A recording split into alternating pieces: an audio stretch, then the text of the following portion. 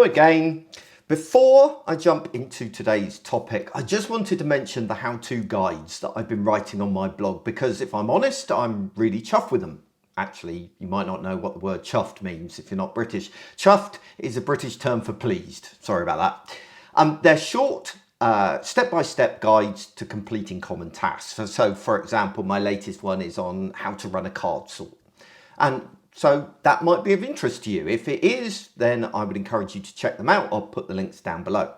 Anyway, what I wanted to talk to you about today is the idea of elevator pitches. You know, the concept that we should pitch our idea in the time it takes somebody to take a ride on an elevator. The idea of condensing a concept down to its absolute core is something that's always really appealed to me, especially in the work I do online. However, I've got two problems with the traditional idea of elevator pitches. First, we seem to only think of them in terms of pitching a business idea to an investor. And second, pitching an elevator on an elevator ride is really the wrong analogy to think about when it comes to the web.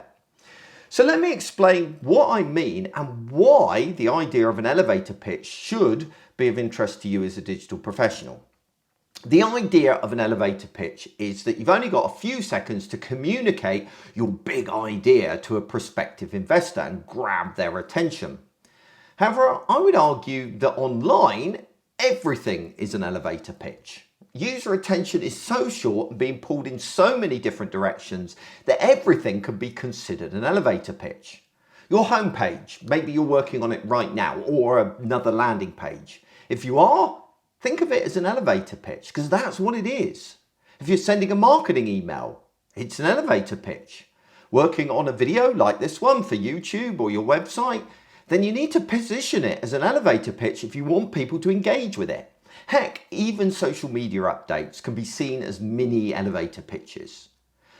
The trouble is, when you're working on a digital project, it becomes big in your mind and important to you, and you see all the nuances and complexities of everything you're trying to explain.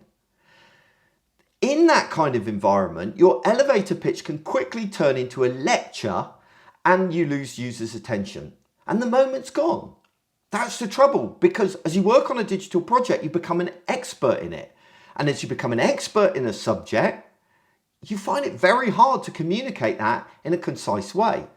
So if you create content either for yourself or as part of your work, remember to keep it focused, keep it as an elevator pitch. And if you don't create content but you have stakeholders or clients who do, then I would encourage you to use the elevator pitch analogy to communicate the importance of being succinct.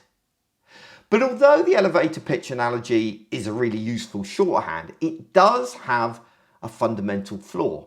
You see, an elevator pitch assumes that the person you want to impress are in an elevator with you together, that you're in a captive environment and your audience is a captive audience for the length of the trip and you've got their full attention. After all, there's very little else to do in an elevator, is there? Unfortunately, online, nothing could be further from the truth. On the web, users are not stuck listening to your pitch for the length of the journey. They can exit the elevator at any time that they want to, and often do within seconds. They're also surrounded by distractions jostling for their attention.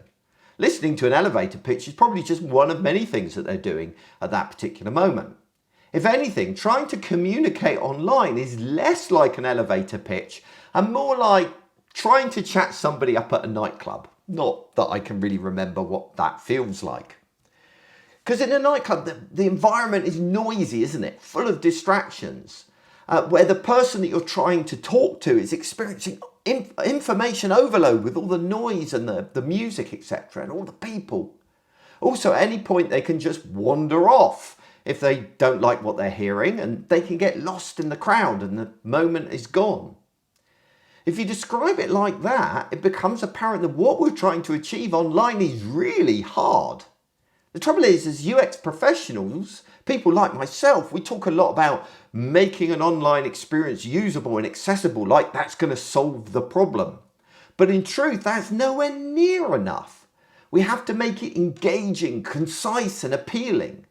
So next time you're working on a new digital campaign or a project or a piece of content, ask yourself how you will metaphorically chat up the user in the nightclub of the web.